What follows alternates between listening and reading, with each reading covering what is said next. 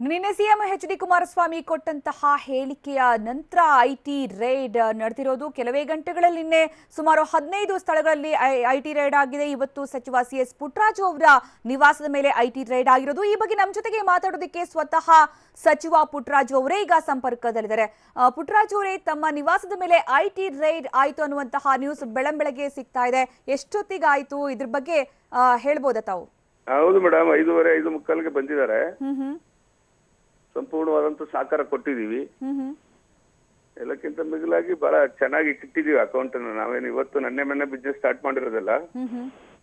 ನಮ್ಮ ತಂದೆ ಕಾಲದಿಂದ ಕಳೆದ 60-70 ವರ್ಷದಿಂದ ಬಿಸ್ನೆಸ್ ಮಾಡ್ಕೊ ಬಂದಿರ್ತಕ್ಕಂಥವ್ರು. ಯಾವುದೇ ತರದ ತೊಂದರೆ ಇಲ್ಲ ಮೇಡಮ್.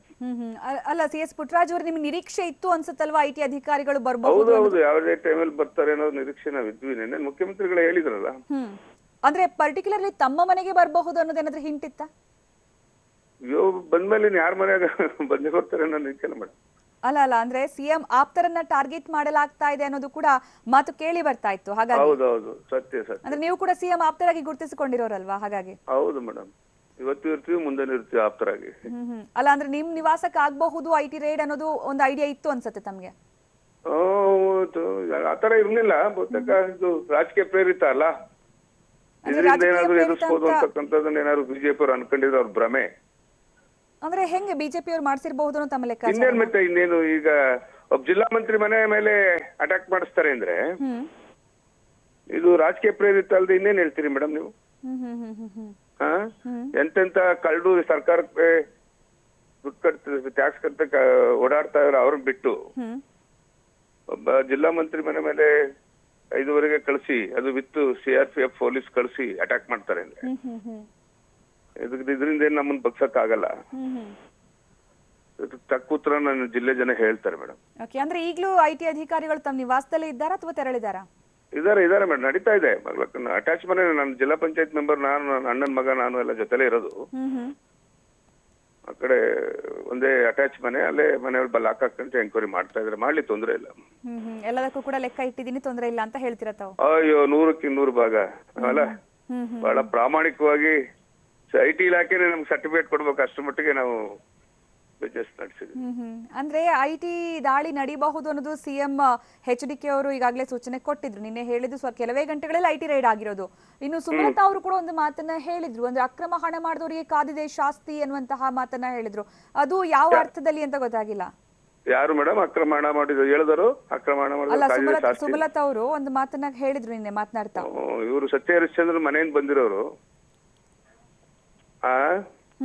ಹೇಳಿ. ಇವರು ಸತ್ಯ ಹರಿಶ್ಚಂದ್ರ ಮನೆಯಿಂದ ಬಂದಿರೋರು. ನಾವು ಪಾಪ ಈ ಭ್ರಷ್ಟಾಚಾರ ಜೀವನದಲ್ಲೇ ಜೀವನ ಮಾಡ್ತಾ ಇರೋರು. ಅವ್ರು ಹೇಳ್ಬೇಕಾದದ್ದೇ. ಚರಿತ್ರೆಗಳು ತೆಗೆದ್ರೆ, ಇವ್ರ ಚರಿತ್ರೆಗಳು ತೆಗೆದ್ರೆ ಎಲ್ಲೋಗ್ ನಿಲ್ತಾರೆ ಅಂತ ಹೇಳಕ್ ಬರೋದಿಲ್ಲ. ಹೇಳಿ ಮೇಡಮ್. ಅಲ್ಲ, ಅಂದ್ರೆ ಈಗ ಈ ಕಾಂಗ್ರೆಸ್ ಮತ್ತೆ ಜೆಡಿಎಸ್ ನಾಯಕರನ್ನೇ ಟಾರ್ಗೆಟ್ ಮಾಡಿ ಐಟಿ ರೈಡ್ ಮಾಡಲಾಗ್ತಾ ಇದೆ ಅನ್ನುವಂಥದ್ದು ಎಲ್ಲವೂ ಕೂಡ ಡಿಜಿ ಅವರ ಒಂದು ಪ್ಲಾನ್ ಅನ್ನುವಂಥದ್ದನ್ನ ಸಿಎಂ ಹೇಳ್ತಾ ಇದ್ರು. ಸತ್ಯ. ಈಗ ನೋಡಿದ್ರಲ್ಲ, ಒಬ್ಬ ಜಿಲ್ಲಾ ಮಂತ್ರಿ ಮನೆ ಮೇಲೆ ಅಟ್ಯಾಕ್ ಮಾಡಿದ್ದಾರೆ ಅಂದ್ರೆ ಇದಕ್ಕಿಂತ ಇನ್ನೇನ್ ಬೇಕು ಮೇಡಮ್? ಆಮೇಲೆ ಇನ್ನೊಂದು ಸಿ.ಎಸ್. ಪುಟ್ಟರಾಜು ಅವರೇ, ಈಗ ತಾವಷ್ಟೇ ಅಲ್ಲ, ಇನ್ನೂ ಕೂಡ ಹಲವರಿದ್ದಾರೆ ಈ ಲಿಸ್ಟ್ ನಲ್ಲಿ ಅಂತ ಮಾಡ್ಲಿ ಮೇಡಮ್. ಎಲ್ಲಾನು ನಮ್ ಪಕ್ಷದ ಲೀಡರು, ಮುಖಂಡರು, ಕಾರ್ಯಕರ್ತರೆಲ್ಲ ಇಂತಹ ಸಮಸ್ಯೆ ಎದುರಿಸಕ್ ಸಜ್ಜಾಗಿದ್ದೀವಿ. ಇದರಿಂದ ಏನು ವಿಚಲಿತರಾಗೋದಿಲ್ಲ. ನಮಗನ್ನ ಜಾಳ ಒಂದು ಹೊಸ ರೀತಿ ಟಾನಿಕ್ ಕೊಟ್ಟು ಸ್ಪಿರಿಟ್ ಮಾಡ್ದಂಗ ಆಗ್ತಾ ಇದೆ. ಬಿಜೆಪಿ ಅವರಿಗೆ ಥ್ಯಾಂಕ್ಸ್ ಹೇಳ್ಬೇಕು ನಾವು. ಇದರಿಂದ ಯಾರು ನಿಂತು ಮಾಡಿಸ್ತಾ ಇದಾರೆ ಅವ್ರಿಗೆ. ಅಂದ್ರೆ ಈಗ ಚುನಾವಣಾ ದೃಷ್ಟಿಯಿಂದನೇ ಮಾಡ್ತಾ ಇದ್ದಾರೆ ಅಂತಂದ್ರೆ, ಈಗ ತಾವು ಹೇಳ್ತಾ ಇದ್ರಿ ಚುನಾವಣೆ ದೃಷ್ಟಿಯಿಂದನೇ ಮಾಡ್ತಾ ಇರೋದು. ಅಂದ್ರೆ ಎಲ್ಲವೂ ಕೂಡ ಲೆಕ್ಕ ಇಟ್ಟಿದೀವಿ, ಏನು ಭಯ ಇಲ್ಲ ಅಂತ. ಹಾಗಿದ್ರೆ ತೊಂದ್ರೆ ಏನಿರಲ್ವಲ್ಲ, ಭಯ ಏನು ಬೇಕಾಗಿಲ್ವಲ್ಲ ಅಂತ? ಭಯ ಯಾರು ಪಡ್ತಾ ಇದ್ದಾರೆ? ನಿಮ್ ಜೊತೆ ಫೋನ್ ಓಪನ್ ಇಟ್ಕೊಂಡು ಮಾತಾಡ್ತಾ ಇದೀನಿ, ಏನ್ ಹಿಂಗ್ ಹೇಳ್ತೀರಾ ಮೇಡಮ್ ನೀವು? ಅದೇ ಹೇಳ್ತಾ ಇರೋದು ನಾನು. ಅಂದ್ರೆ ಭಯ ಪಡೋ ಪ್ರಶ್ನೆನೇ ಇಲ್ಲ. ಬಟ್ ಆದ್ರೆ ರಾಜಕೀಯ ಪ್ರೇರಿತವಾಗಿ ಇಷ್ಟೊಂದು ಟಾರ್ಗೆಟ್ ಮಾಡಿ ಒಬ್ಬ ಜಿಲ್ಲಾ ಮಂತ್ರಿ ಮನೆ ಮೇಲೆ ಮಾಡಿಸುವಂತ ಪರಿಸ್ಥಿತಿ ಇತ್ತ ಅಂತ ಕೇಳ್ತಿರೋದು ನಿಮ್ಮನ್ನ ಅಷ್ಟೇ. ಅಂದ್ರೆ ಇದು ಅವಶ್ಯಕತೆ ಇರ್ಲಿಲ್ಲ ಈ ಸಂದರ್ಭದಲ್ಲಿ ಅಂತ ತಾವು ಹೇಳ್ತಾ ಇದ್ದೀರಾ? ತೊಂದರೆ ಇರ್ಲಿಲ್ಲ. ಚುನಾವಣೆ ಮುಂದಿಟ್ಕೊಂಡು ಮಾಡುವಂತ ಅಗತ್ಯ ಏನಿತ್ತು? ಸುಮಾರು ಎಷ್ಟು ಜನ ಅಧಿಕಾರಿಗಳು?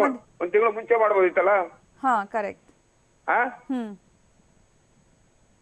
ಅಂದ್ರೆ ಈಗ ಈ ಸಂದರ್ಭದಲ್ಲೇ ಬೇಕು ಅಂತ ಮಾಡಿರೋದು ಅಂತ? 100ಕ್ಕೆ 200 ಭಾಗ. ಅದನ್ನೇ ನೋ ಡೌಟ್. ಮುಖ್ಯಮಂತ್ರಿಗಳನ್ನ ಏನ್ ಹೇಳಿದಾರೋ ಅದು ಅಕ್ಷರಶಃ ಸತ್ಯ ಅಷ್ಟೇ. ತಮ್ಗೆಲ್ರೂ ಕೂಡ ಆ ಬಗ್ಗೆ ಒಂದು ಹಿಂಟ್ ಕೂಡ ಸಿಕ್ಕಿತ್ತು ನಿನ್ನೆನೆ ಅನ್ನುವಂಥದ್ದು. ತೊಂದ್ರೆ ಇಲ್ಲ, ಏನ್ ಇಂಟು ಕೊಟ್ರೆ ಏನು ಒಂದು ಇಡೀ 3-4 ಗಂಟೆಯಲ್ಲಿ ಲೆಕ್ಕ ತಿರ್ಸಕ್ಕಾಗತ್ತೆಯೇ? ಎಲ್ಲ ರೆಡಿ ಮಾಡಿ ಇಟ್ಕೊಂಡಿದ್ದೀವಿ. ಓಕೆ, ಎಷ್ಟು ಜನ ಅಧಿಕಾರಿಗಳು ಬಂದಿದ್ರು ಪುಟ್ಟರಾಜು ಅವರೇ? ಬಂದಿದ್ದಾರೆ. ನಮ್ದು ಮೈಸೂರಲ್ಲಿ 2 ಮನೆ ಮೇಲೆ ನನ್ನ ಬ್ರದರ್ ಮಕ್ಕಳ ಮನೆ ಮೇಲೆ ಅಟ್ಯಾಕ್ ಮಾಡಿದ್ದಾರೆ. ಇಲ್ಲಿ ನಮ್ಮ ಚಿನ್ಕುಳಿ ಮನೇಲಿ 1 ಮನೆ ಮೇಲೆ ಅಟ್ಯಾಕ್ ಮಾಡಿದ್ದಾರೆ. ಎಲ್ಲ ಕೂಡ ಈಗ 4 ಜನ CRPF ಒಳಗೆ 3 ಜನ 4 ಜನ ಅಧಿಕಾರಿಗಳಿದ್ದಾರೆ. ಅಂದ್ರೆ ಎಷ್ಟು ಕಡೆ ರೇಡ್ ಮಾಡಿರೋದು ಇವಾಗ ದಾಳಿ ನಡೆದಿದೆ?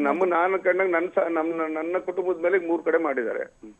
ಅಂದ್ರೆ ಒಂದು ನಿಮ್ ನಿವಾಸದ ಮೇಲೆ, ಇನ್ನೊಂದು ನಿಮ್ಮ ಅಣ್ಣನ ಮಗ ನಿವಾಸದ ಮೇಲೆ, ಮತ್ತೆ ಅಣ್ಣನ ಮಕ್ಕಳು ಮೈಸೂರಲ್ಲಿ ಇದ್ದಾರೆ, ಅವ್ರ ಮೇಲೆ ಮಾಡಿದ್ದಾರೆ. ಇಬ್ರು ಮನೆ ಮೇಲೂ ಕೂಡ? ಹೌದೌದು. ಅಂದ್ರೆ 4 ಟೀಮಲ್ಲಿ ಬಂದಿದ್ದಾರೆ ಅಂತನಾ? ಹೌದೌದು. ಓಕೆ, CRPF ಭದ್ರತೆ ಜೊತೆಗೆ ಬಂದಿದ್ರು. ಅದೇ ಸಿಎಂ ಹೇಳ್ತಾ ಇದ್ರು, ಯಾಕಂದ್ರೆ ರಾಜ್ಯದ ಪೊಲೀಸರನ್ನ ಬಳಸ್ಕೊಂಡಿಲ್ಲ, ಇದಕ್ಕೆ CRPF ಅವ್ರನ್ನ ಬಳಸ್ಕೊಂಡಿದ್ದಾರೆ. ಅವರು ಬೇಕಾಗಿಲ್ಲ, ನಾವೇ ಪೊಲೀಸ್ ಕೆಲಸ ಮಾಡ್ತೀವಿ. ಪಾಪ ಫ್ರೀ ಆಗಿ ಕೋರ್ಸ್ ಎಲ್ಲ ಮಾಡಿಸ್ ಕಳಿಸ್ಕೊಡ್ತೀವಿ. ಈಗ CS ಪುಟ್ಟರಾಜು ಅವರೇ, ಈಗ CM HDK ಹೇಳ್ತಾ ಇದ್ರು, ಈ ರೀತಿ ಚುನಾವಣೆ ಸಂದರ್ಭದಲ್ಲಿ ಟಾರ್ಗೆಟ್ ಮಾಡಿ ದಾಳಿ ನಡೆಸಿದ್ರೆ ಪ್ರತಿಭಟನೆ ಮಾಡ್ತೀವಿ ಮಮತಾ ಬ್ಯಾನರ್ಜಿ ರೀತಿ ಅನ್ನುವಂತಹ ಮಾತನ್ನ ಕರಿತೀವಿ. ಈಗ ಮೀಟಿಂಗ್ ಕರೆದು ಮುಂದೇನ್ ಮಾಡ್ಬೇಕು ಅಂತಕ್ಕಂಥದ್ದು ನನ್ನ ಪಕ್ಷದ ಮುಖಂಡರು ನಾವು ಕೂತ್ಕೊಂಡು ತೀರ್ಮಾನ ಮಾಡಿ ಕೈಗೆತ್ಕೊತೀವಿ. ಅಂದ್ರೆ ನಿಮ್ ಪ್ರಕಾರ ಈಗ ಸಿಕ್ಕಿರುವಂತಹ ಮಾಹಿತಿ ಪ್ರಕಾರ ಕ್ಲಿಯರ್ ಆಗಿದ್ದು JDS ಕಾಂಗ್ರೆಸ್ ಮೇಲೇನೆ IT ಟಾರ್ಗೆಟ್ ಮಾಡಿದೆ ಅಂತ ಹಾಗಾದ್ರೆ ಅಂತ? ಹೌದು, 100ಕ್ಕೆ 100 ಭಾಗ. ಅಂದ್ರೆ ಇದ್ರಲ್ಲಿ BJP ಯಾವ ನಾಯಕರನ್ನು ಕೂಡ ಇನ್ವಾಲ್ವ್ ಮಾಡಲ್ಲ ಅಂತ? ಯಾರು ಮಾಡಿದ್ದಾರೆ ಎಲ್ಲಿ ತೋರಿಸಿ? ಅಲ್ಲ, ಈಗ ಅಷ್ಟೇ ಶುರುವಾಗಿರೋದಲ್ವಾ, ಸೊ ಹಾಗಾಗಿ ಈಗ ಕಾದ್ ನೋಡ್ಬೇಕು. ಮಾಡಿದಾರೆ, ತೋರ್ಸನ ಕೂತು ಅದನ್ನೇ ಮಾತಾಡಿ ತಕ್ಕ ಪಾಠ ಕಲಿಸೋ ಕೆಲಸ ಮಾಡ್ತೀವಿ. ಅಂದ್ರೆ ತಕ್ಕ ಪಾಠ ಅಂದ್ರೆ ಯಾವ ರೀತಿ ಅಂತ? ಏನ್ ಹೋರಾಟದ ಮುಖಾಂತರ ಒಳ್ಳೆ ಕಥೆ ಆಯ್ತಲ್ಲ. ಈ ಪ್ರಜಾಪ್ರಭುತ್ವ ವ್ಯವಸ್ಥೆಯಲ್ಲಿ ಹೋರಾಟ ಮಾಡೋದು ಇವರು ನಮ್ಗೆ ಹೇಳ್ಕೊಡ್ಬೇಕಾಗಿಲ್ಲ. ನಮ್ಮ ಮಹಾನಾಯಕರು ದೇವೇಗೌಡಜಿಯವರ ಹೆಜ್ಜೆ ತುಳಿದು ರಾಜಕಾರಣ ಮಾಡಿರೋದು, ಮಾಡಿ ತೋರ್ತೀವಿ. ಓಕೆ, ಧನ್ಯವಾದ ನಮ್ಮ ಜೊತೆಗೆ ಮಾತನಾಡೋಕೆ CS ಪುಟ್ಟರಾಜು ಅವರೇ.